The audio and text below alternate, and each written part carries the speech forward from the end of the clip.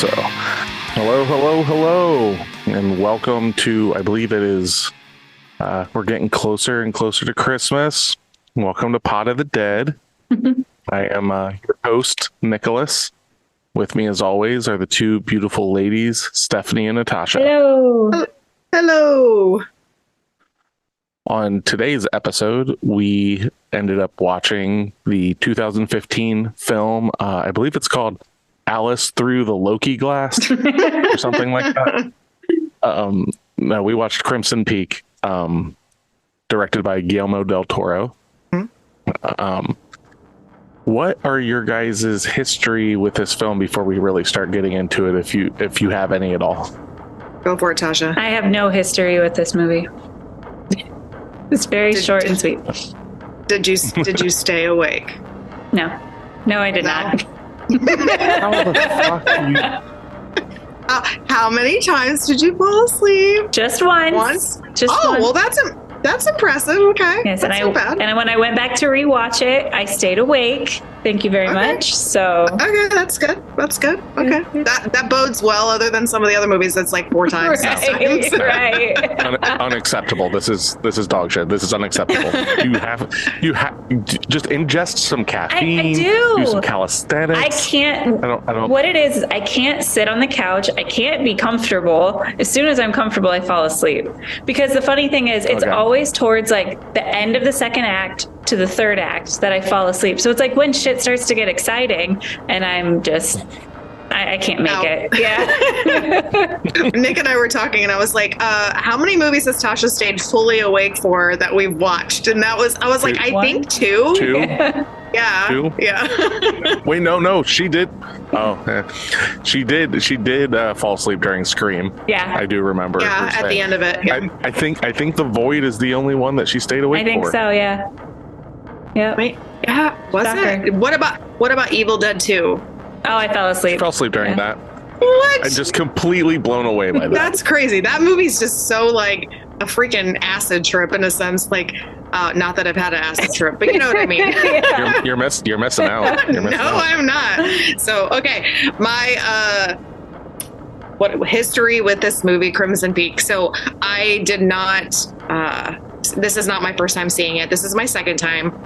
And I was excited to watch it for a second time because you pick up sometimes on things and then you also can see if it has a really good rewatchability. So that was kind of the excitement of rewatching this. We hadn't seen it in a while. And Nick had introduced it to me and he was like, I think you'll like this movie. It's got kind of romantic but also horror-esque, I guess it's sort of. And I was like, okay. And I watched it. I really liked it the first time. So I was like, okay, let's do this again. Yeah, like the way that I would kind of the way I would sell this to people and stuff is it's not horror in your traditional sense of today's horror, but in the traditional sense of horror, it is a gothic horror tale. This is no different. This is no different than Dracula or Frankenstein, stuff like that. It's literally, it's definitely like got its roots. I was telling Steph this when we were watching it. It definitely has like a little Charles Dickens to it. That's exactly what I was thinking. It has a very like Christmas Carol feel to it. Yeah, like because it's these like ghosts of the past coming to kind of like, this is nothing that they don't show in the trailers and stuff, but like these ghosts of the past, like doing some stuff and whatnot, but not just like in a spooky, like doing some stuff. It's got a little more meat on the bones than that, I suppose. Yeah, I mean, it's got that creep factor that you would get. I did not pull, like, because I like Dickens, but it's not my favorite. So, like, I didn't notice that when I first started watching it. But you can definitely tell if you think about it that, yeah, that does definitely pull from that. I agree, though. I do think it pulls a lot from, like, even because I think they even bring up the name, like, is it Mary Shelley or whatever? Yeah. Yeah. It definitely pulls from that. Dickens pops into my head because we just watched A Muppet Christmas Carol and put up the Christmas tree the other day. So. Oh yeah, in my absolutely. forefront. That's the tradition at our house as well. That stems from Tasha and I's tradition growing up. Yep. Okay. Every year, Muppet Christmas Carol, tree, get the fuck out of my way. This is happening. Best Christmas movie out there. It is. It straight up is. Gonzo is Charles Dickens. What more do you fucking want? I know. Gonzo's great. But the thing about this film that it kind of, I'm trying to put the words together. This doesn't seem like something that we would normally cover and stuff, because it's not an intense film, and like there's the little bit of mystery to it and everything, but it definitely like leans into the romance more than anything else than we've covered and stuff. And I kind of forgot how much it leaned into it. I remember it being like the whole like driving force of the movie or whatever, but I forgot how like classically romantic it is and stuff. And I kind of wish I would have put it off till February for like. Oh yeah, that's true. Well, and the colors even kind of match with that too, like the Valentine's Day theme. But I think it's fine for this. Like, oh yeah, no. Well, the snow. Oh, it's so beautiful. It's such a. If anything about this film, it is probably the most beautiful movie that we've watched for the podcast. I agree with that. I would say, yeah. Yeah, just the house alone. Yeah, Guillermo del Toro. That house is real too. They built that whole house. Nick, I think I can hear you through steps also. I'm hearing you twice. Yeah, I'm able to cut that out. Oh, okay. Yep, I'm able to take out the noise floor. Okay, I just haven't noticed that in a while, so I wasn't sure if something different happened. Okay, continue. Sorry. Nope, you're good. But no, the house in it was actually completely built. Oh wow! Like that's not CG and stuff. It's all built on a soundstage, I guess, or on a lot, not on the soundstage, on a lot. But yeah, they built that whole motherfucker. Every room that's used in it and everything like is actually built. Yeah, I believe it. I mean, it's the details in it. I wonder if any of that was CG'd or if that was just part of what they actually built and they took pieces apart in order to make it. So I don't know. Well, I know like a lot of the furniture and stuff in the movie was actually built in duplicate in 2 different sizes. So if it was in the background to force perspective to make things seem larger and everything, they would use smaller versions of it. That's smart. And then if somebody was to be sitting in it, they would build the full size version of it for them to sit in it. Okay. That's nuts. The budget for this. Yeah, the budget for this movie was pretty big for considering what we've talked about in the past. Whether some of ours are accurate or not, though, is another thing. So, but they're nothing compared to this. So I believe. I'm trying to think. I can't remember what Scream's budget was because Scream came from like Dimension and all this stuff and had Wes Craven attached. But this is a Guillermo del Toro film. This is after he had done films for many years. He was the director for Blade 2 and he had done Hellboy. And the film that he did after this won Picture of the Year, The Shape of Water. So like he definitely has like been around in Hollywood and stuff like that for quite a long time. It wasn't until Pan's Labyrinth that he started getting more buzz, as it were, as like being one of these like visionary directors, or like as I call him, like the adult Tim Burton. And like this film definitely like leans into that. And my like this is what I look at as almost like the adult version of like Edward Scissorhands, in that sense of just like the beautiful snow and all that kind of stuff. Like it just kind of clicks on. I also got like Beauty and the Beast vibes from the house, and then especially like there's a scene towards the end that just like screamed Belle. I agree. I thought that too when we were watching it, and the house itself kind of gives that like creepy. I think I even said that when we were watching the movie yesterday. So I was like, yeah, this is like Beauty and the Beast. Well, its own version of it, but yeah. Right. Yeah. So, what's the budget? What do you girls think the budget was? $100 million. Jesus Christ. Next. 30 mil. $1. Oh, so going $1. We went too high, Tasha. Really? Okay, what is it? No, you didn't. Oh, okay. Okay. $55 million. That's high. Oh my God. Close. Yeah. But yeah. But like $100 million. Good Lord. Like I said, I'm not James Cameron. This is not not good with money. This This isn't Avatar. This didn't cost $1 billion. And that's what I was basing it off of. Like, I know Avatar had a ridiculous amount. I feel like it's around there.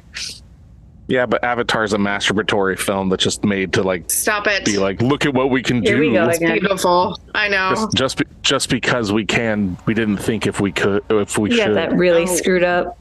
That's not the phrase. It wasn't even close. Shut up. It's close enough. It was close enough for you to That's correct fair. me. Okay, but let's talk though. The budget makes a little bit of sense because this movie is probably one of the movies that we've watched that has literally the highest star-studded cast that we've watched in their height of their fame. So like when we watch Scream, there's some people who are famous, but they're not at the height of their fame. Like they end up being famous after Scream, and or they're like in the midst of like their fame. Compared to this movie, we're talking Tom Hiddleston. Like he is Loki, and he's very like he's top notch. He has his own freaking show now. What, honey? Funny thing about that is he wasn't their original pick for the role. Okay. It was Sid the Sloth himself, Benedict Cumberbatch. Oh, okay. Well, I could kind of see that. And the reason he stepped down was I'm going to try and say this without spoiling anything. It has to do with the sister and the theme of it. Okay. Yeah. Okay. It makes him uncomfortable. Because it was originally supposed to be I don't have her name right here in front of me during this part, but her role originally as written was supposed to be a wife, and then they decided to change it to sister. Oh, okay. But was it the same actress the whole time?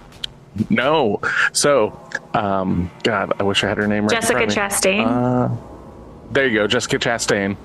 She actually tried out to play the lead female role in this movie. Oh. Okay. She wanted to be Edith. Yep, she wanted to be Edith. Okay.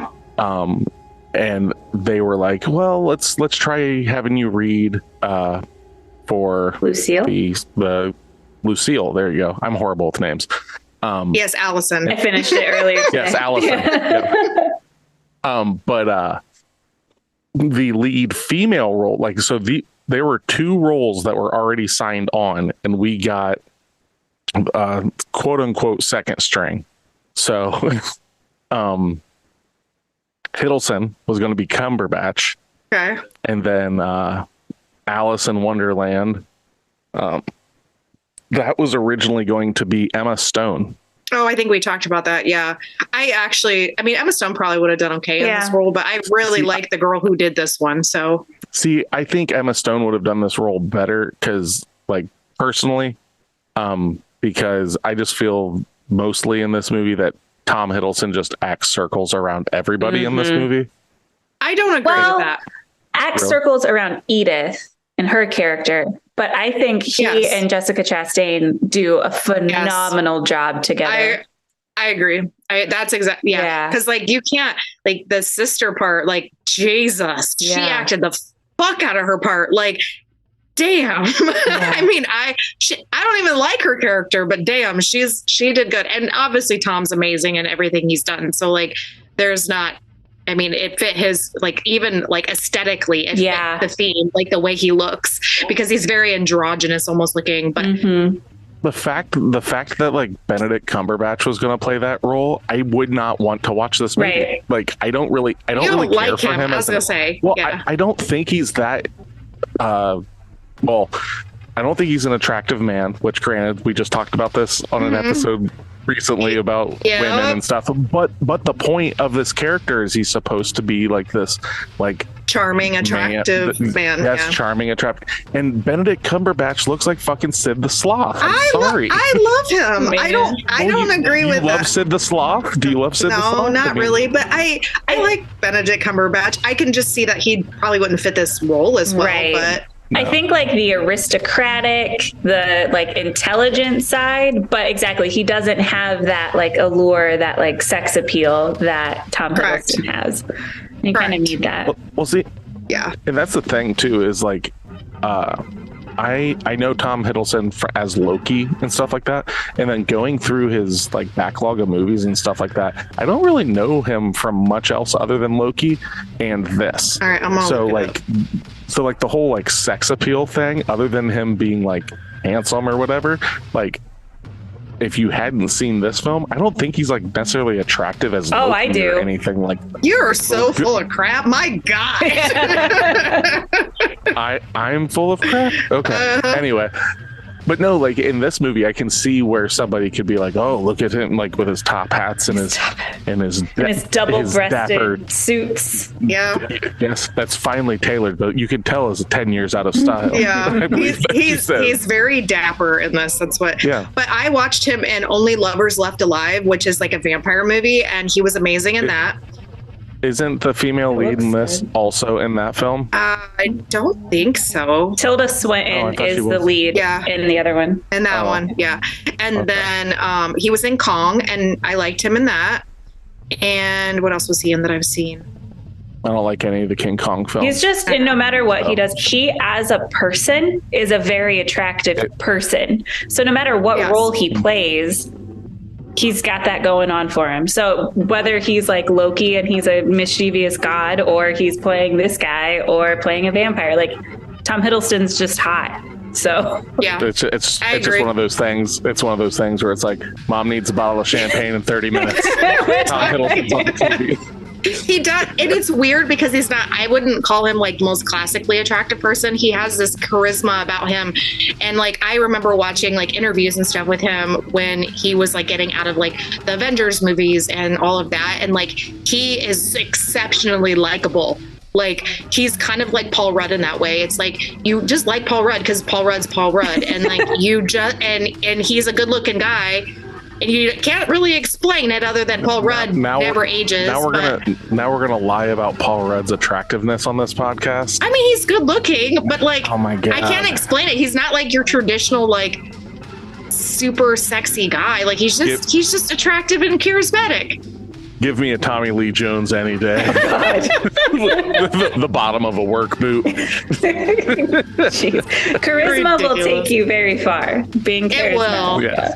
It will. It will. No, but like you're not to completely just get like slam dunk on this like topic or whatever, but it's like you're saying he's not like classically handsome or whatever. It's like I don't think he's not like John Hamm where he's like Hollywood handsome. Correct. But I think Tom Hiddleston is a very good looking man. Like, I mean, well, yeah, but I would say like there are certain actors who are, you just stick them there and you're like, that guy, everybody finds him sexually appealing, and this guy is, his personality and his looks make him a step above. Like there's just something about him that makes him very likable. I don't know. Oh yeah, like Ryan Reynolds and and Donald Trump. No, too far. This took a strange turn, and I don't like it. That's nasty. No, what is wrong with you? Anyway, okay, let's so we can spoil the fuck out of this. Can we just get to our reviews? Let me think here. We talked about. Tasha has to tell us about the movie. I mean, we're just sitting here talking about the movie, and we haven't even told anybody what the movie's about. We're keeping the spoilers out. Yeah, so, we are. But yeah, the house was all built. Some people so Guillermo del Toro. Like the thing about this movie that I did really like. My number one thing about this movie, besides the house is gorgeous, is the color grading on it. And when he made this, he said he wanted to make a film that looked like the Technicolor films of Mario Bava, who was an Italian director that did a lot of horror films from the 70s and 80s. Okay. Most popular film of his that you may have seen like the artwork of at some time is like the movie Demons and stuff. He's also kind of credited for helping bring in the oh no, I'm forgetting the name of it. I'm losing my credibility. The Italian Italian slashers. It's Italian for yellow. Giallo films. Oh. So the Giallo films, or Giallo, however you want to pronounce it, are these style of slashers, films like Suspiria and stuff like that, Bird with the Crystal Plumage. They're these basically proto slashers that came out in Italy that are like mysterious person killing a bunch of people, and there's a lot of POV stuff.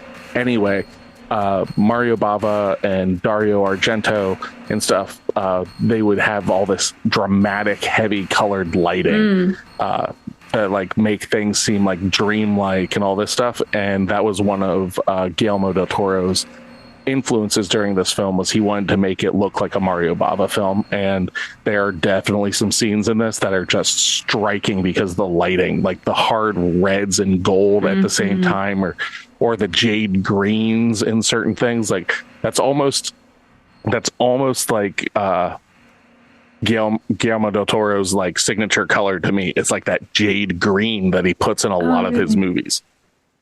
But yeah, so without further ado, we'll throw up that spoiler warning right after Tasha tells us what the fuck we're talking about. Yeah, really. So Crimson Peak is a 2015 gothic romance film directed by none other than Guillermo del Toro and written by del Toro and Matthew Robbins. It stars a whole slew of awesome actors, including Jessica Chastain and Tom Hiddleston. It's set as an Edwardian era England. It's set in Edwardian era England, following an aspiring author who travels to a remote Gothic mansion in Cumberland, England, with her new husband and his sister. There, she must decipher the mystery behind the ghostly visions that haunt her new home. Yeah, I think that covers it pretty well. Yeah. One other person that we've been. Well, two other people before we throw the spoiler warning up. So if you're not familiar with this film, maybe these are some driving forces. There is a character in this film played by Charlie Hanneman that is the doctor in the film. So he's been in like some other Del Toro films. He was in Pacific Rim. He was the lead in that. He plays Jax Teller in the Sons of Anarchy. I'm rewatching that. I'm rewatching that show right now. And so we were sitting there the other night, like watching this, and he's like, "Oh my God, he's taking people from fucking Sons of Anarchy." And I was like, "Yeah," because who does he take? Oh, he takes. Well, he's also got Ron Perlman as Hellboy. Yeah, in the Hellboy films. Yeah, and Ron Perlman plays Clay, and yeah. Yeah. But then the one that, like, we were watching it the other night, and then Edith's father in the film, I was just like, who is this motherfucker? Who is this guy? I've seen him. His name's Jim Beaver, and I was like, the name doesn't ring a bell, but his voice, it's Bobby from Supernatural. If you've ever watched Supernatural, he's the guy that the boys would always go to that would like hook him up with the weapons and stuff. Oh, yeah. Okay. He's also Supernatural, right? Like was he a demon hunter? He was a demon hunter. He worked with their dad. I only watched like the first few seasons of it, but I did remember I loved Bobby in that show. But then he was like in Deadwood and stuff like that. But he kind of has the dad has a timeless look to him. A lot of these characters, I mean, realistically, the majority of people who play in this movie have that very like classic timeless look. I mean, not just because of like the acting and like the intention behind it, but like their genuine features, I think, come across that way. Especially the lady who plays in the main character, Edith, who plays in Alice in Wonderland, the live versions of them, and she has that like very soft, like Victorian era, whatever look. Yeah, very porcelain-esque. You're talking about Mia Wasikowska. Yeah, I believe is how you pronounce whatever her name is. Yep, I'm just gonna call her Alice because that's what I know her as. Yeah, that's fine. Well, yeah, because like to me, it's Alice, it's Bobby, it's Jax, it's Loki. Yep. That's how I watch this movie. It fits better that way. Yeah. Yeah. So okay. All right, so it is spoiler warning time. From this point forward, we are going to have an open discussion about the movie Alice Through the Loki Glass, aka Crimson Peak, aka what y'all doing up in that attic. So without any further ado, Crimson Peak, here we go. And if you want to not listen to this and you want to go to the end because you want to watch, because this is a movie club, go, honey. Go for it. You're doing great. Go right ahead. Oh my God, I can't do this. Okay. This is a movie club. So if you want to go watch Crimson Peak and not listen to a spoiler list, then go to like the last 5 minutes of our little podcast here, and we will tell you what we're listening to next week so you can stay caught up with us. So if you want to be a part of our club, you can find us at facebook.com/pod of the dead or else, on Instagram at pod_of_the_dead, or on TikTok at pod of the dead. If you want to email us any questions, any complaints, or movie recommendations, you can email us at podofthedead666@gmail.com.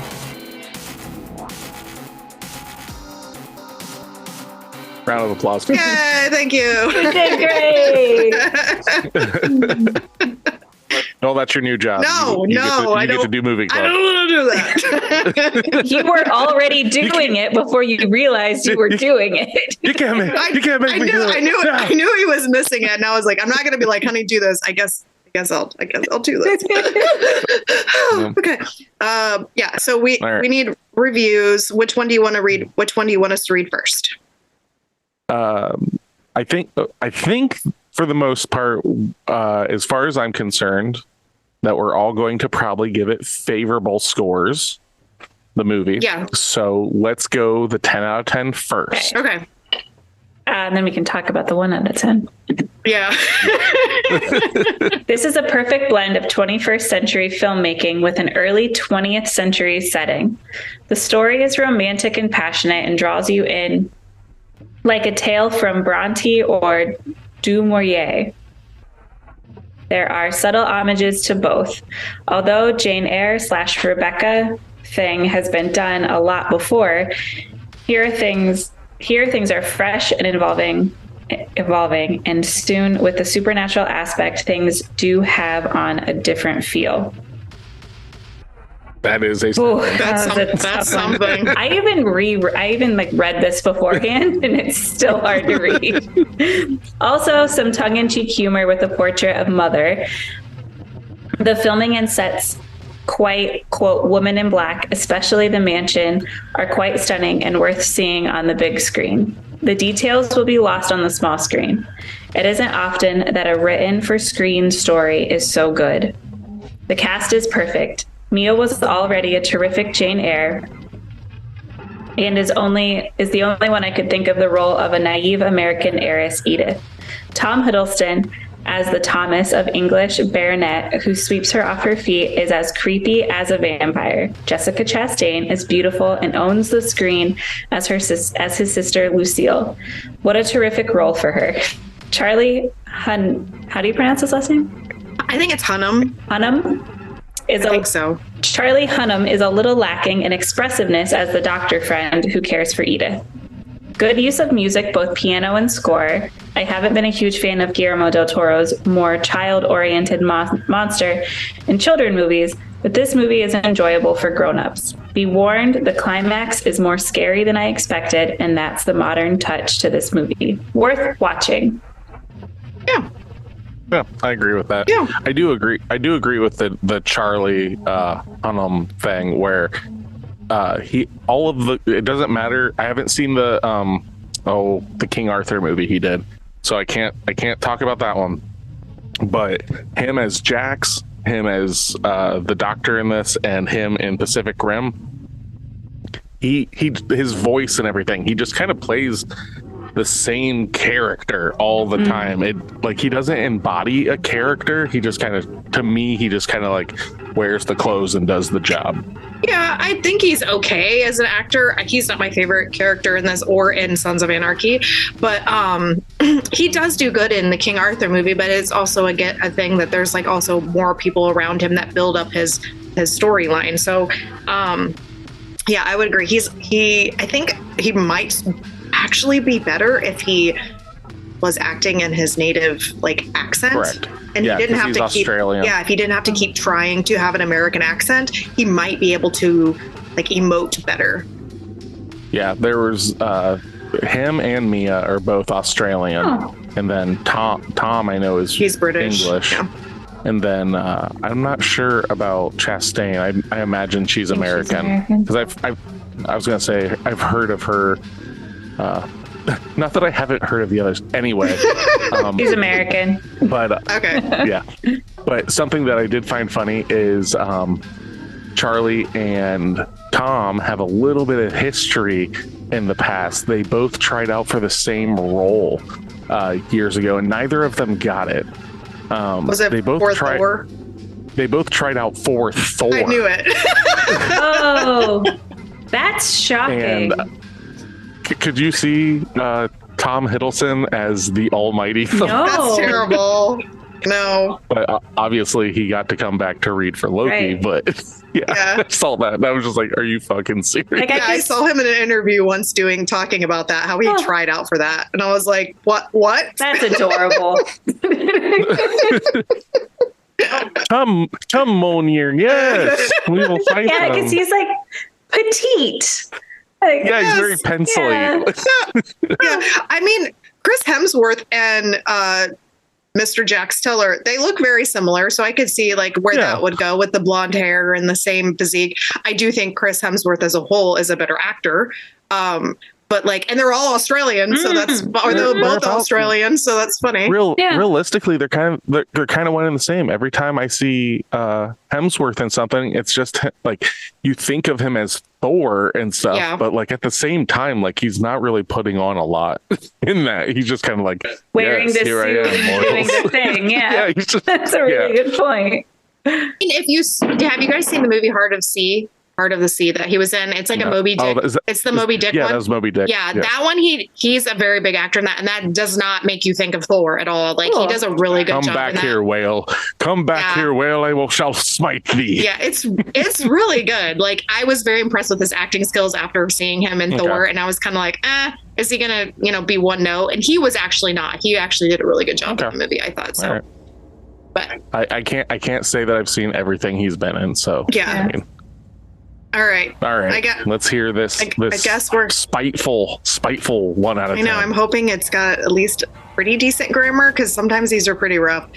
Okay. Hey, let's not just call them out on all of their grammatical errors. I don't. Okay. Let's see here. This is written by somebody that lives in the UK though, because they have the U's in their words. So, skip seeing this movie and go straight to stabbing yourself in the eye with the fork. Ouch. that was the review. Well, no, that was the headline. Yeah. Oh. Warning, spoilers. Yeah, but that's exactly the way it starts with this. Okay. Imagine a completely humorless installment of a series of unfortunate events in which a young Count Olaf seduces Violet's dim-witted older cousin and takes her to live in his haunted red-painted factory. Throw in some incest and a lot of graphic violence, or skip seeing the movie and go straight to stabbing yourself in the eye with the fork. I love this so much. Ouch. Okay. The plot is one long cliche. That's kind of the point of this movie, but sure. Okay. Lonely young woman moons over handsome, mysterious stranger, moves to isolated house where terrible secrets of the past emerge to the accompaniment of loud noises, scary music, and special effects. Much blood is spilled before the heroine and her rescuer emerge slightly the worse for the wear, but still alive. The setting was depressing rather than eerily atmospheric. The acting was stilted and drab. The Edwardian era costuming shining. What?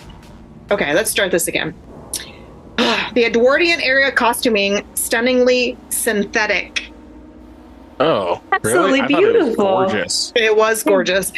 The special effects seemed designed primarily to showcase the amount of money and effort put into them. Isn't that kind of the point of doing special effects, is to like make it look better than the money that you spent? Like, you want to make it look better and you want to be special. It's kind of in the name. Yeah. The effect that's special. The effect that's special. Yeah. Yeah.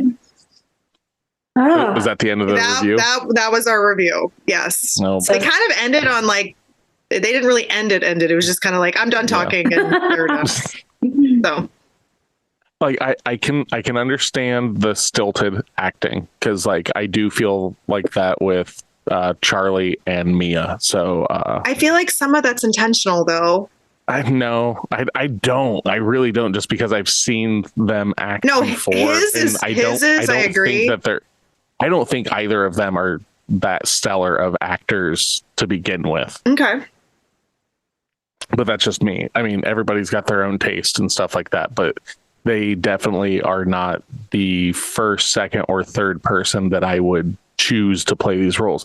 Now, Mia looks the part. Right. Like she looks like the porcelain kind of, soft features. Yeah. Yep. But I don't know. Like I would have loved to have. Good Lord. I would have loved to have seen this movie with Emma Stone in it. You know who would have been a really, really good, the best actress for this? Anya Taylor-Joy. I really like.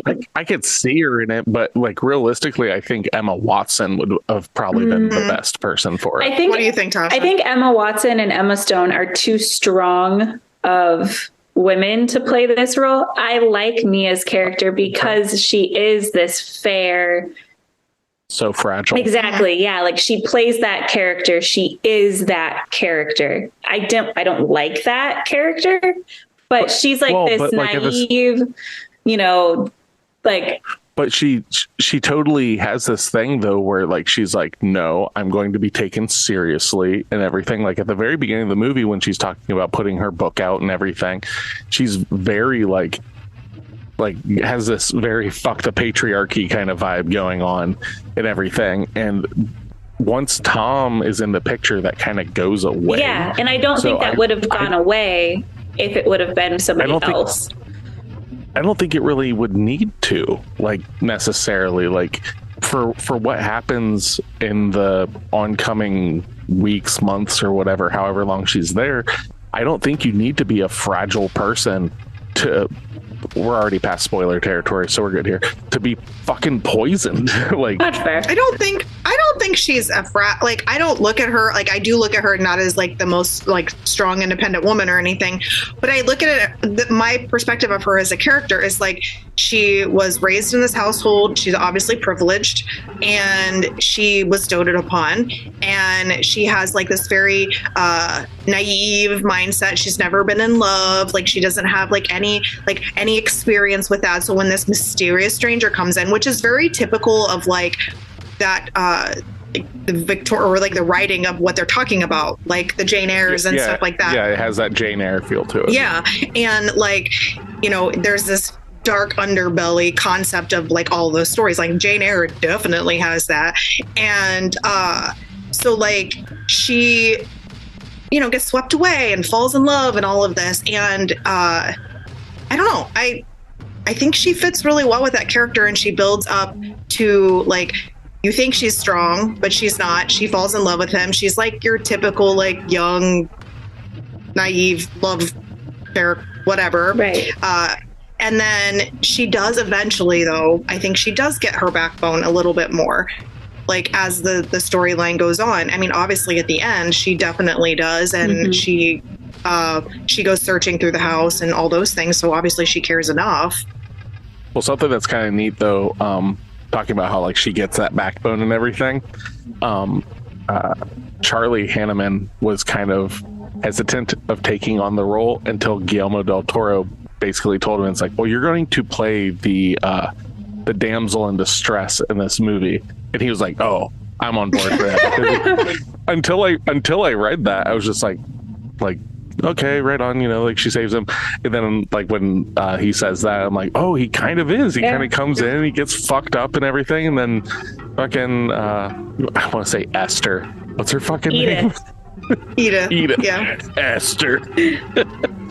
When Edith like fucking takes him away and everything. So Yeah, I didn't think of that, but like, yeah, she does totally like have a character arc. I think she has a really good character arc, and you as written. Yeah, and you obviously can't. So if you put in the storyline where you had two very headstrong, very dominant women, it would not work. Other than the sense of just the constant back and forth of fighting, because the sister in this is like the epitome of batshit crazy and like very strong-willed and dominant in the storyline. Like, and even if she's like undertoning at it, like passive aggressively, like a lot, that's usually the storyline. She's just crazy. So you can't really you need to have your offset. Yes. I think. So she fits really well with that. Thank you. Yes, that's what I was trying to get at. Like, she's like this bookish type. Like, she's always wearing bright colors. She's always wearing, whites and yellows and that long blonde hair. Like, that is a beautiful opposite to Lucille's character, who's always in those jewel tones with the dark hair, and that alone is just beautifully done. And you don't even have to know like who the bad person is and who the good guy is in this without hearing anything. You can just see it based visually, which I think is so cool. Yeah.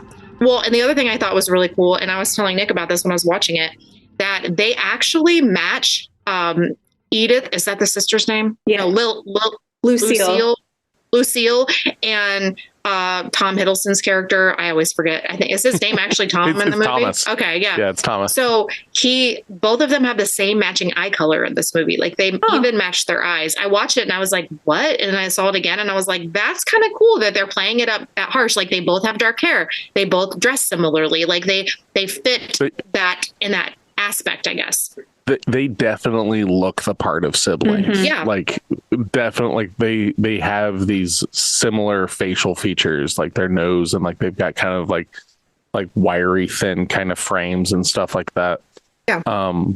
It would have been interesting also, considering that Jessica Chastain read for the role of Edith, like how that would have went, because she does a really good job in this. Like my biggest problem though, like I said, with Mia and stuff is being basically surrounded by Jessica Chastain and Tom Hiddleston is just blown out of the water when it comes to like, and she's supposed to be the focus.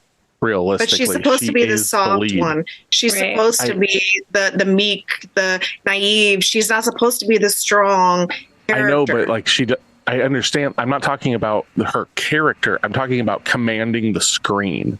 I'm talking about like making her presence known, but she's so soft, so meek that she's just kind of like blown. Like what anybody else shows up, whether it's fucking Dad or Charlie Hanneman or anything, they just completely like overshadow her in any given moment. And she's just kind of like this wafery blonde girl through the film, which I understand is the character. But like in the sense of being the leading role, it's weird. I don't agree. I agree with that. I think she's one of. I don't think she's the lead. I think she's one of the three. It's her, Jessica Chastain, and Tom Hiddleston. Those are the three, and they all have varying degrees. The holy Trinity. Yeah. The brother, the sister, and the poisoned wife. Right. Yeah. Well, and then let's talk about like the way this movie starts, because that was one of my favorite things about this when I rewatched it, and I wrote the quote down here. It talks about the ghosts are real. This much I know. The first time I saw one, I was 10 years old. So like it leads you into the storyline understanding like you're getting this eerie, you're not just getting Tom, you're not just getting her, like you're the ghosts themselves are their own characters in this, and they're the most tragic part of this entire storyline. Like their backstories, other than her mom, I don't think her mom's is necessarily like her mom comes to her and tells her beware of Crimson Peak or whatever. Mm-hmm. And her mom's my favorite ghost. Yeah, she's really cool looking, but just because she's the black ghost. Yeah. Where the red ghosts make sense. Yeah. Continue. I'll explain later.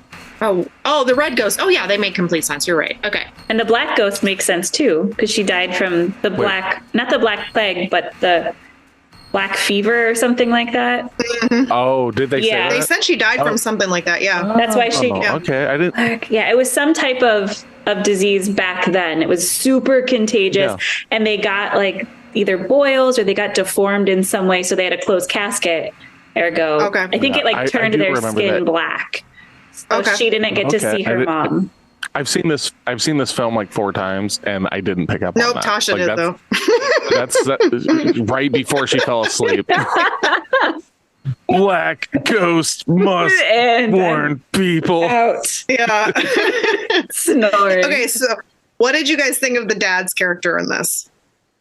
I like him. I think he does a really good job of what he's supposed to do. He's a very headstrong capitalist. Yeah, I don't like him as a person, but he played the role of the American tycoon. Yeah, that's true. Yeah. I mean, legitimately going to pay Thomas. Legitimately going to pay Thomas to fuck off. Like, I know your shit. Break her fucking heart. Get the fuck out of here. It made me so sad. Like, but at the same time, I completely see his perspective, and like that's what was hard for me. Like the dad did a really good job acting in this. I thought he was a very good typecasted type character. Like he hits on all points that he needs to. He looks like a dad. Yeah, he does. And he acts like one. He's very headstrong. Like his presence is very known.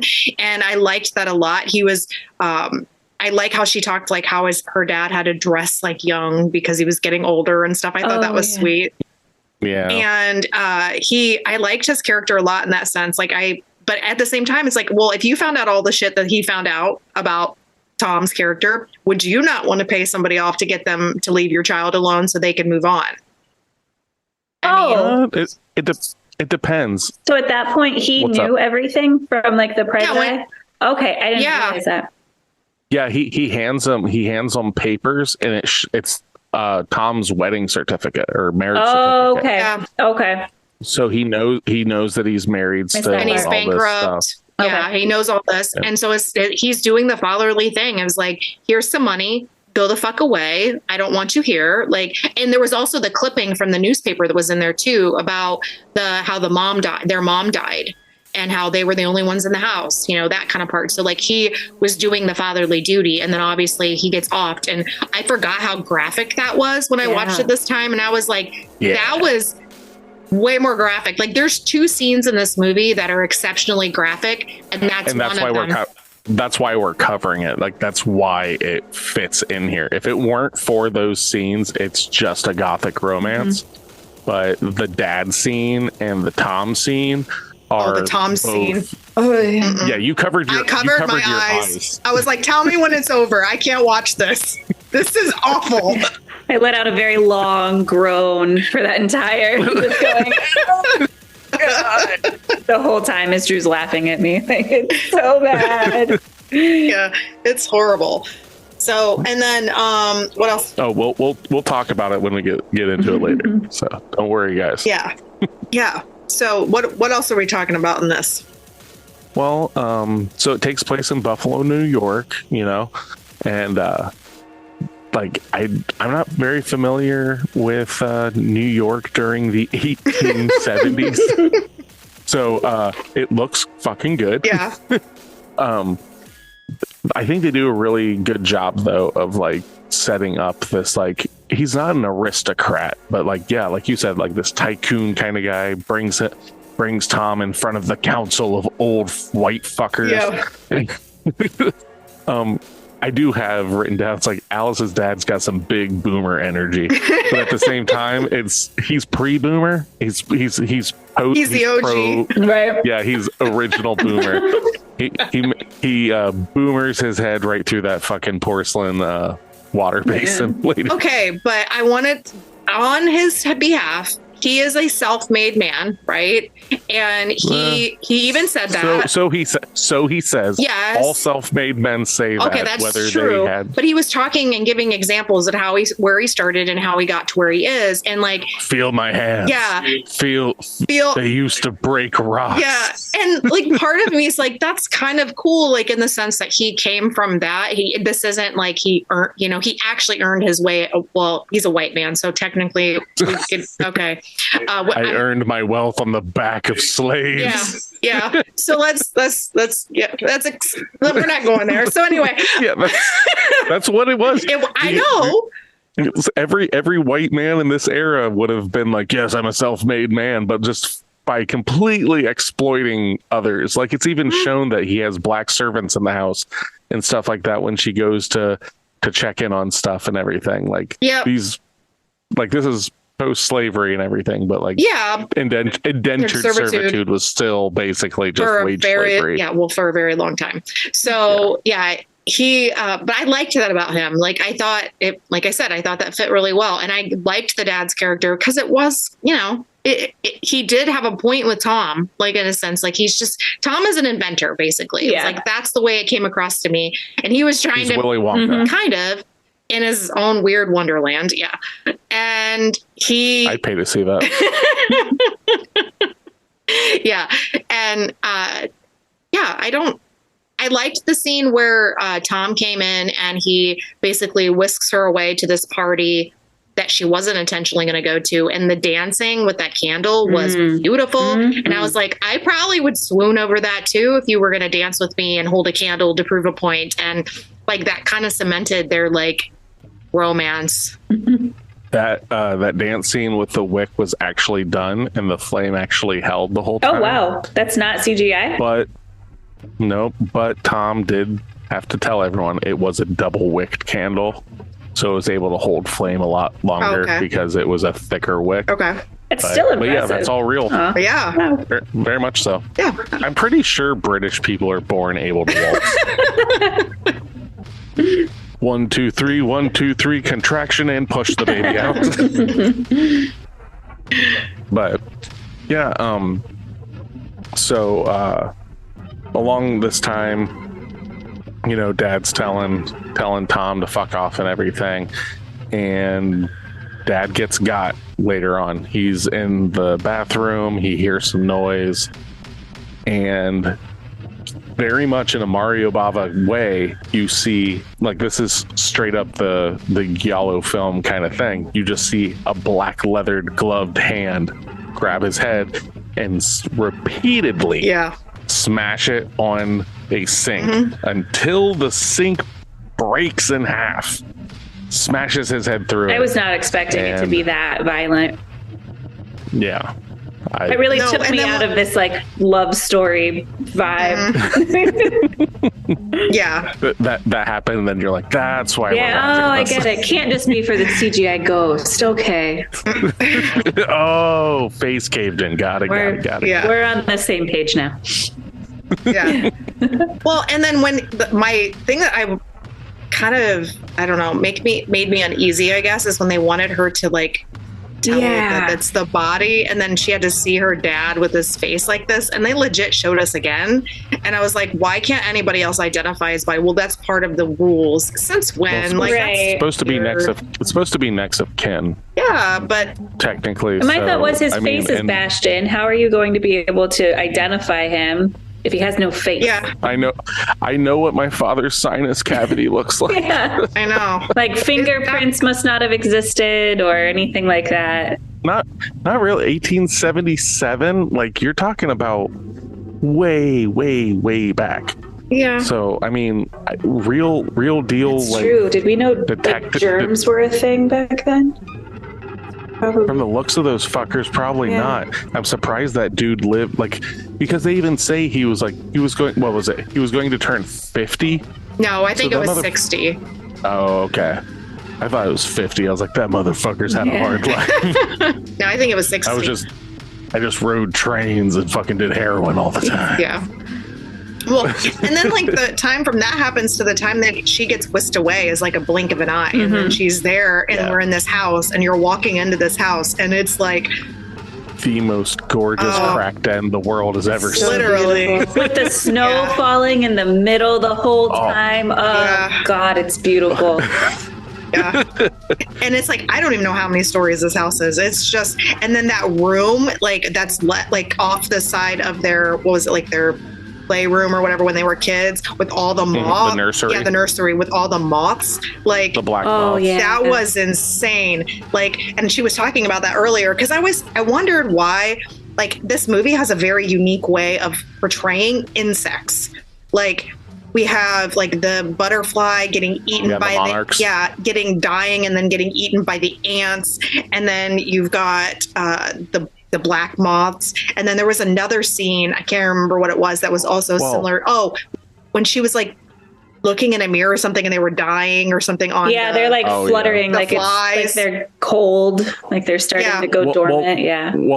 The duality, or however you want to say it, of the butterflies and moths are literally the story of Edith and is it Lilith? Lucille. Or no, Lucille, Edith and Lucille, because the butterflies are dying, and she's explaining that they get their warmth from the sun, and that's what keeps them alive. But like on like stormy days and all this stuff, they lose their warmth and they die.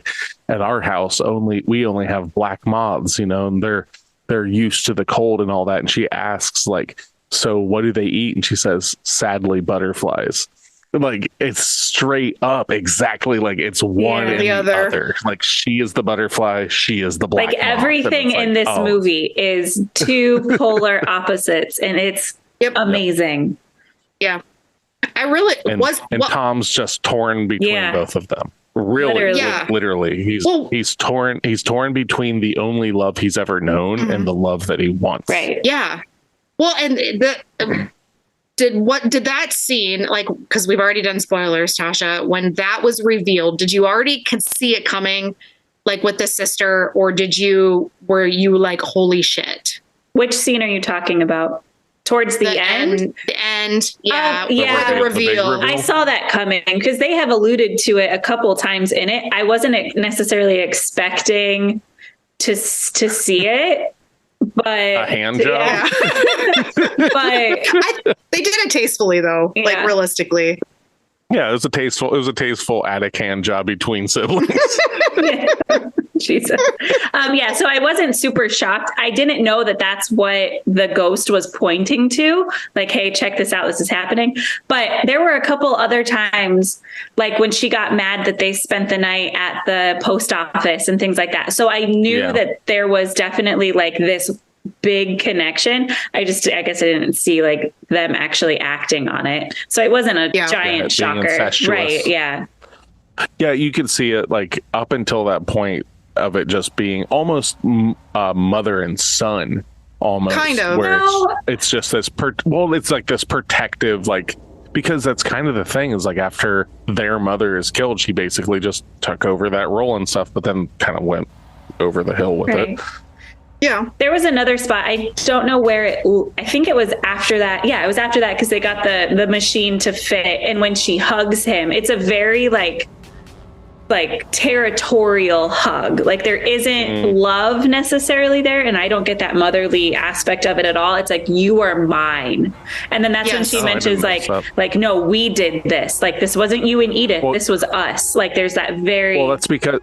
Possessive. So that's after he says like, well, let's go show Edith and everything, and that's where she's like, whoa. Yeah, no, she's very possessive over him and their household and wanting what she wants, and like, well, it has to probably do with like partially with her mental illness too. Like she's just batshit crazy. Oh, yeah. My God. Oh yeah. And she plays it really, really well though. Like if I did not know that she was going to be like to that nth degree of crazy town. Like you kind of think of her just kind of being like this weird, unique kind of bitchy person. And then it just keeps amplifying as you're watching. And then it gets worse and then worse.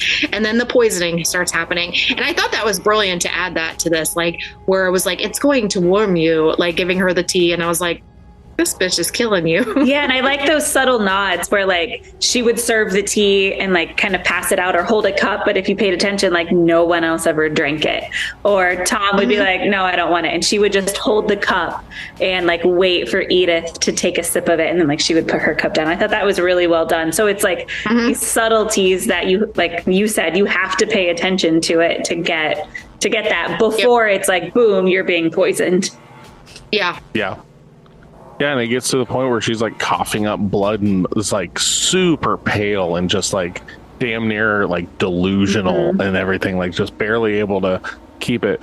But like, okay, so we've talked a lot about the incestuous stuff and all that, but we really haven't talked too much about the fact that the ground that this stands on, this house, I think it's like Oh, I've got it right here. It's on clay. Allerdale Hall. Mm-hmm. The massive house. It sits upon this massive red clay bed. And when the snow comes, the clay like basically bleeds into the snow, causing the snow to turn red. And that's where we find out that this place is what is referred to colloquially by the residents in the nearby towns as Crimson Peak. So she was warned previously by her mother not to go to Crimson Peak. And like when Thomas explains that and stuff, like you literally see like her heart like fall out of her chest. Like, oh yeah, no, they call it Crimson Peak. She's like, ugh. Wait, what now? what did you call this place? But something that I thought was kind of interesting though is, and the reason I bring it up like that is because previously when Edith is talking to Charlie Hanneman's character, the doctor, what's his fucking name? It's like McMalley or something like that. It's a Mick, I think. A Mick M. I'm just gonna call him Jax. Okay. When she's talking to Jax and stuff, he starts showing her like ghost photography and everything, and starts talking about how certain minerals are able to trap spirits and stuff like that, and it's the silver in it and all this and blah blah blah. And then when Tom is talking about the clay and everything, he says that it's packed full of all these minerals and all this stuff.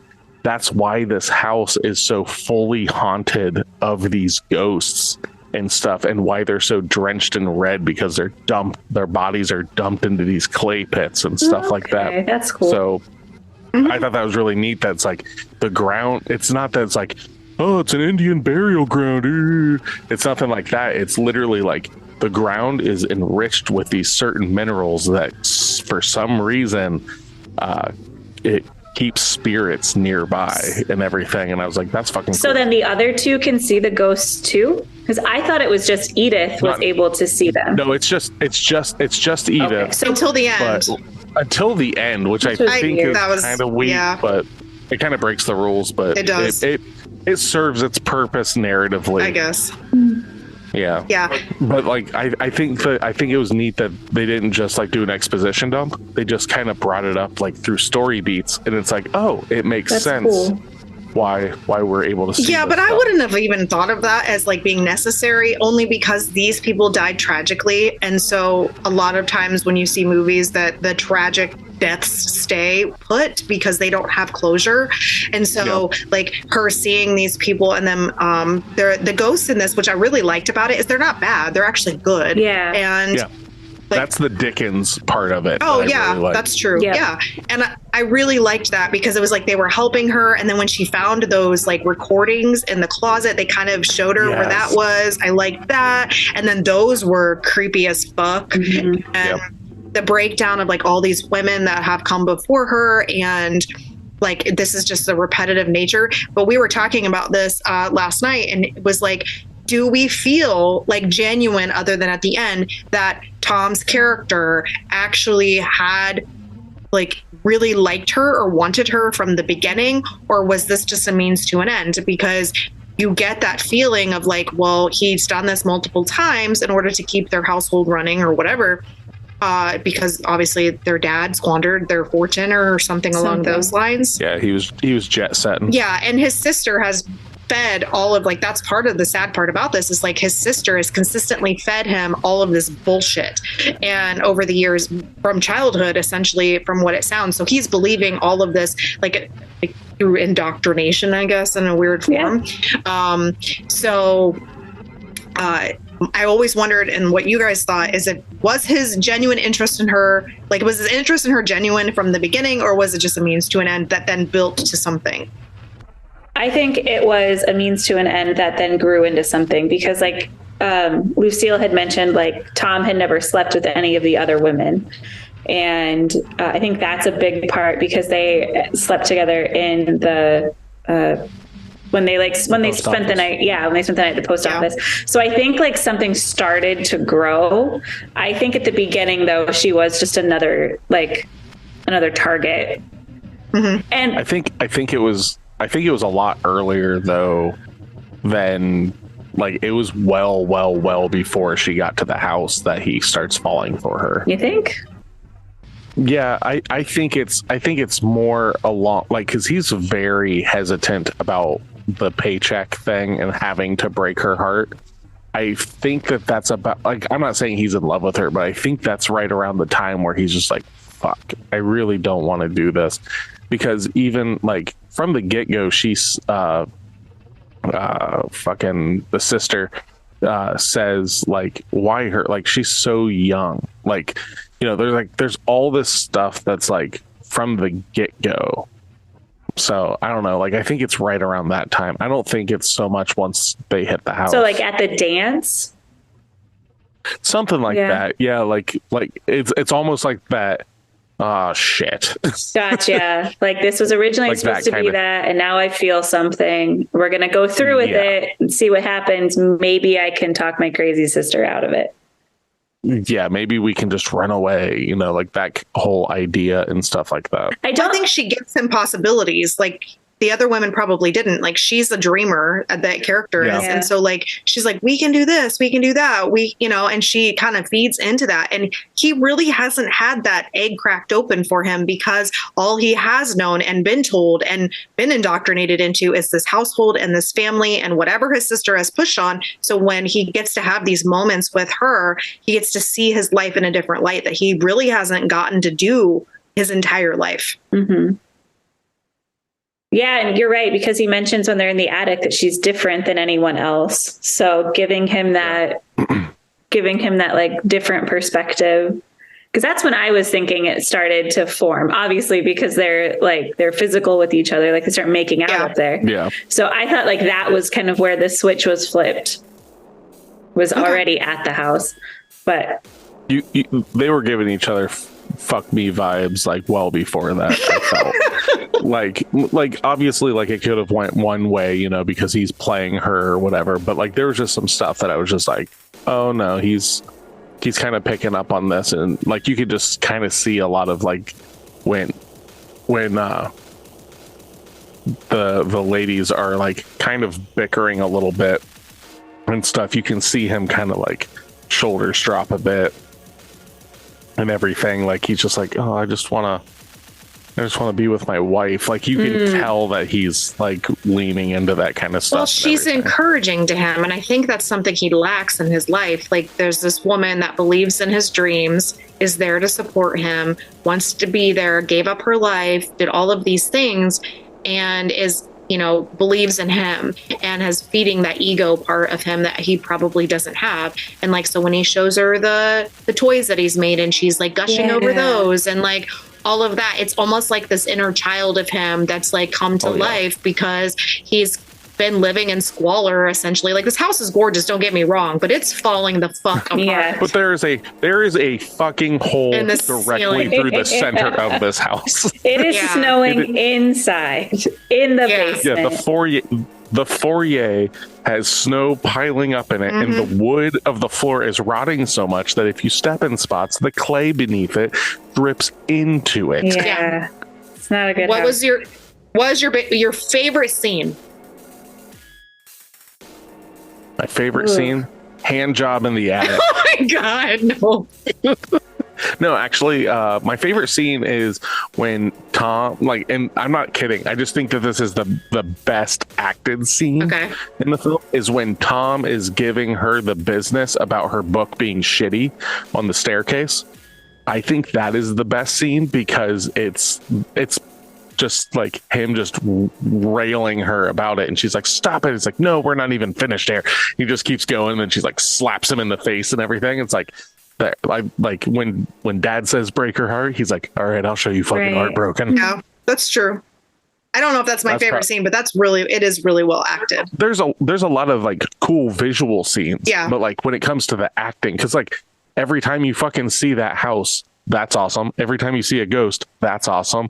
When she's sitting in the bathtub and the big jade walls and everything, and like, and we don't get any titties in this movie, but we do get some Hiddleston ass in this movie. So ladies, line up. You get some Loki cheeks. Oh One time.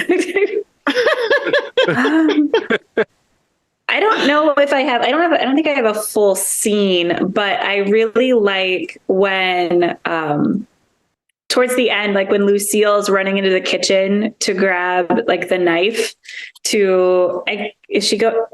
before she stabs the doctor. I love all of through the chase between Edith and Lucille. I love all of the flowing gown aspects of it. The big billowy arms flowing, the nightgowns flowing. Anytime that happens, just like Nick mentioned with the big house and the jade walls, that's another thing, just aesthetically wise, it's just beautiful. Yeah. Yeah. This movie gets hella points just for visuals. Yeah. Like I'm not giving this movie like an insanely high score or anything like that. Most of its points though come from the fucking set design, the outfits, the color, the color, the lighting, the color grading. Like the direction of this film is fucking great. My problem with it is the acting of a few of the characters and stuff like that, and that's where it gets kind of knocked down. What about you, Steph? It is what it is. I would say I'm probably similar to yours. I like the ending.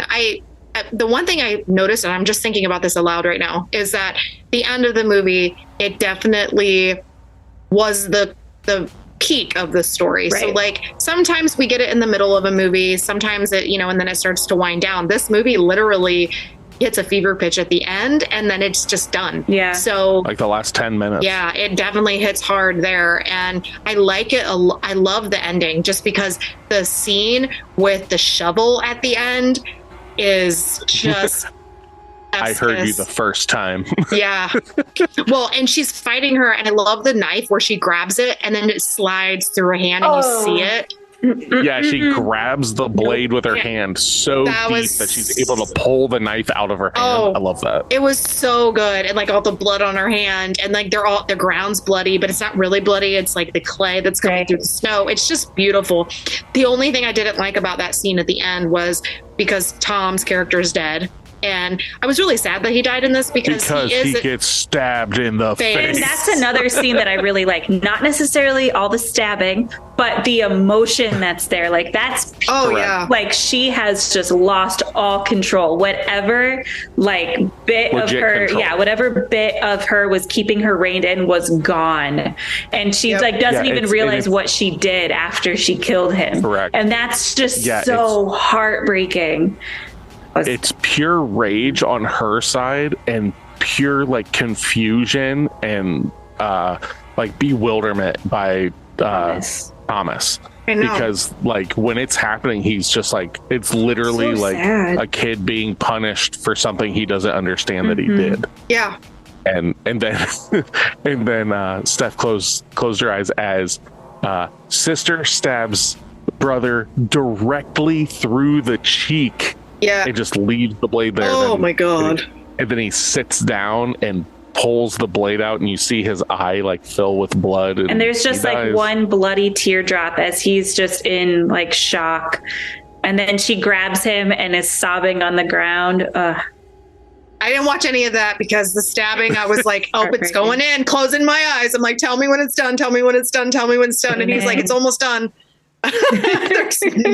there's no way. There's a few things I can't watch, and that's one of them. That was terrible. It's a very it doesn't pull away. The camera's there the whole fucking time. It is. So and that's kind of what plays into this. It's horrific because of all the women that have died and the sister being as crazy as she is. She cuts her hair off to add it to her stash of dead women. That's fucked up. That's her. Those are her treasures, and just and. I like the way it ended, though, other than the fact that I really wish that, because I'm the sappy one at heart, that they could have lived happily ever after all of that tragic ending. But then she goes off. And this is one thing I didn't like. I think Mr. Doctor should have died. Yeah. I mean, I do like the fact, though, that Tom is like kind of like reluctant about everything that's going on at that point, and he the doctor's just like he's been stabbed in the armpit, and then Tom's just like, you're a doctor, tell me where to stab you. Yeah. Like he doesn't want to kill him. So I do like that like character arc of him trying to get out of it in a way. So I don't think he's the bad guy. Like, I don't think he's obviously not the one poisoning all these women. He is the one luring them in. Another tragic character. Exactly. Yeah. He's put in this situation over years and years and years, and he just doesn't know another way out. Yeah. It's so sad. And there's a quote that I've got from the sister that is explaining like all this horror that has gone on and everything. And she says, the horror was for love. The things we do for love like this are ugly, mad, full of sweat and regret. This love burns you and maims you and twists you inside out. It is a monstrous love, and it makes monsters of us all. And that in itself embodies the fucking film. Like the relationship between the brother and sister, and it's monstrous. Like what she does, like she's fucking a monster. Like she is not to talk shit about mentally ill people or anything like that. Like we've all got our problems. God knows I've got a fuck ton of them. But like she is pure on, like they even talk about her being institutionalized. He is not meant for public consumption. No. And then her poor brother had to live with all of that. So basically he's luring these women back to then fulfill his sister's need for like killing. And I don't think it's so much the need for killing, it's the need for money. Yeah, but there is some type of she likes to kill. There's something with that, and I think it goes back to how she cared for her mom, how she talked about her dad broke her mom's leg and she cared for her and she brought her back. I think there's a caring, misery-esque Kathy Bates quality to this. She's killing them very slowly. If you wanted it just for the money, you would have them sign and then off them. But there's, and you wouldn't have cut their hair out. Right. Yeah, there's some type of something dealing with the poisoning. Yep. I agree. I guess so, yeah. Yeah, it definitely... I don't know how that just kind of slipped by me, but you know, Tasha, for being asleep through the entire film, she really did pick up. She picked up a lot today, yeah. Because I rewatched it. Yeah, that's true. All right, so let's tie this up a little bit here. So we're gonna talk about who our favorite actor or favorite person in this whole movie is. Thomas. Yours is Thomas. Okay. Is anybody gonna say anybody but Thomas? Okay, Tasha. Tasha, what do you got? Lucille. Oh yeah. Okay. Yeah, that's hard for me because like I would pick between the two of them. That would be the choice because like I like Tom's character a lot because he's just very endearing, but also kind of messed up. And then Lucille, though, acting wise, best actor in the movie. Yeah. Tom showed his butt, so he wins. We got it. He was like, there's no boobs in this movie. Better give Nick what he needs. Give him the man buns. But when you have the two women on the screen and they're like, you have your good and evil essentially on the screen, you're paying more attention to them than you are him. Right. He's the side character when it's them against each other, and he's just kind of standing there. Tom is needed for Lucille's bidding more than anything. Yeah. He's just a pawn in all of this. Yep. I just like I like Thomas as the character going through and just like watching his character development and stuff. Like I like Lucille like as the evil sister and everything, but like at the end of the day, it's like who's the character that I like to see? It's Tom. Yeah. I like to see him too. Lucille, yeah, we know. Tasha, put your pants on. God damn it, put your pants on. This is a children's show, damn it. Yeah. Okay, so go ahead, honey. Oh, I was just gonna say, what would the children? Okay, so what are we scoring in this film? All right, I'll just make mine quick. Okay. I've seen this film quite a few times. I really like Guillermo del Toro as a director. His movies don't necessarily have the greatest stories and stuff like that, but visually he checks a lot of boxes for me. Like even like Pacific Rim and stuff, it's not the greatest narrative tale ever, but at the end of the day, it checks all those boxes of my inner child of being big robot fight big monster. Yay! And this kind of is the same way. It's like beautiful set dressing, really cool Victorian, Edwardian era, like all this like gothic imagery. Yes, ghosts that look cool for the most part. I don't like it when the ghosts have eyes. I liked it when they're more skull faced and stuff like that. When the one ghost has like the eyes, it looks really fucking weird to me. All that being said, if Benedict Cumberbatch were in this film, it would lose a couple points. Agreed. Literally. I think that Hiddleston knocks it out of the park. I think Chastain knocks it out of the park. The rest of the cast does their job. All that being said, the beautiful lighting, the lighting alone in this movie gives it like an extra point or so. I'm giving Crimson Peak a 6.5. Okay. That's fair.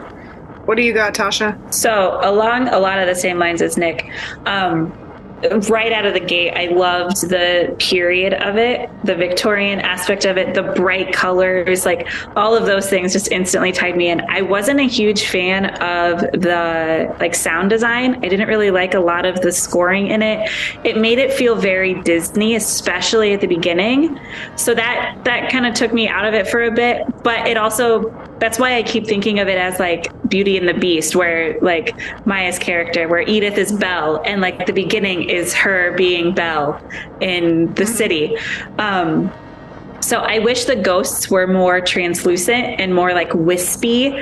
I wasn't a huge fan of them. They did their part, but I think it could have been done better. Yeah, like what Nick said, the actors played their roles, did their parts. I think the doctor was supposed to be just like where Edith was the like kind of meek girl, the meek woman in this. I think he was supposed to be the opposite of Tom, where Tom swept her off her feet, where the doctor was supposed to be the love interest per Dad's eyes. So I think they played their roles right. I didn't necessarily like those two characters, but they did, like, they were their characters. Overall, this is a movie, I was telling Drew about it because I was trying to come up with like the most thoughtful, because there are so many things that I love about this movie, but there are also parts that I don't necessarily know if I would watch it again. If it was on, say I came over and you guys had it on, or for whatever reason it was on TV, I would sit down and watch it. And I think I would recommend it to people that are interested in like dark love stories. But as far as going back to Netflix, finding it and watching it again, I don't think I would. So it is the most beautiful background noise you could ever. Yeah. Like I could sit there and watch bits and pieces and then go do something else and come back and like just for like a specific scene and then just carry on. So I, for all of those reasons, am also giving it a 6.5. Okay, that's fair. I'm kind of, it's kind of creepy because we're all in the exact same boat here. This has never happened, guys. I wrote it down on my paper. That's what I wrote down. So, whoa, yeah, creepy. Okay, so I agree with all of you guys. I'm not going to reiterate all of that. In the sense of it, this movie, I was curious to see if it had rewatchability, and I definitely would recommend this movie to people as a first watch, in the sense of like, if you're wanting to dip your toe into something different, beautiful, well made, the coloring, all that stuff, something that isn't necessarily scary, but definitely creepy. And if you're okay with, you know, there are some questionable morals in this movie, so like you have to be okay with that. We don't really care about watching movies that have messed up shit in it, but some people do. So, yeah, it's got that Pornhub, like, what are you doing, big brother? Kind of bullshit. It's weird, and like, but it's the best thing, like you guys have said, and I'm gonna say this a million times, it is gorgeous. This movie is just beautiful, and the lighting is all like golds and just the breaks of that with the color, like the outfits, and like it's a very beautiful period piece, and I love period pieces, so that works really, really well for me. I actually, as weird as this sounds, other than her being a dreamer, the whole author aspect of this was kind of lost on me. It didn't really add to anything to the storyline. It was pointless. She could have been anything and it would have made a difference. I understand that they just had to throw that in there for whatever part. I don't know, but whatever.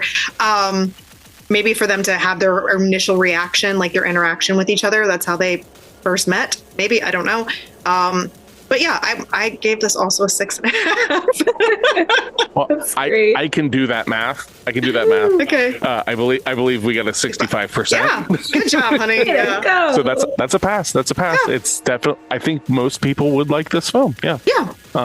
I definitely think if you are more, I don't want to say director savvy, but like if you are it's not necessarily the narrative that you're after, but you just are interested in like cinematography and stuff like this.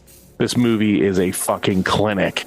Like it has some of the most beautiful like sweeping shots inside this house, like running through. It's so fucking pretty. And the acting is really good in this, in my opinion. Yeah, it's really good. Like as much as I'm dogging on it, it's only because I'm dogging on it in comparison to two other people that are acting. Like I think Tom is just blowing everyone out of the water, but at the same time Jessica Chastain is fucking doing an amazing job too.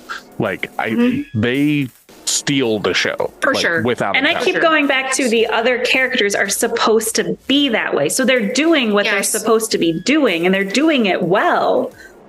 Yes. But they're not the shining people of the show. That's the difference, though. Like they're the supporting characters. Right. So it's not that the acting is bad. The acting's really good because they're playing opposite the very tormented characters. Yeah. My thing is that with such a small cast, you're talking about literally like 5 people that you see multiple times and stuff throughout this film. For 2 of them to completely outshadow the others is ridiculous. But think about think about those 2 and their house, those 2 and their attire, those 2 and their personalities. All of that is big. And then you have very bombastic. Exactly. And then you have American doctor, American, girl, sweetheart. Right. So like they don't have any of those qualities as a character. Yeah. And then Edith takes off her glasses and Loki's like, "Oh my God, you've been beautiful all along." Exactly. Oh God, terrible. Okay. All right. Anyway, so it's movie club time. Yes. So we're giving Crimson Peak a 65%. Yeah, that works. It's passed. Watch it. It's good. And then movie club. The next episode should be coming out on the day after Christmas, I think. And for that, we are going to watch Krampus. Yay! I've never seen this, which is directed though, written and directed. I believe written. I know it's directed by the same guy that did Trick or Treat. Oh, so I'm probably gonna love this movie. It's his Christmas movie. Okay. But with all that being said, for Pod of the Dead, I am Nicholas. I'm Stephanie, and I'm Tasha. So come back and listen to us, or else.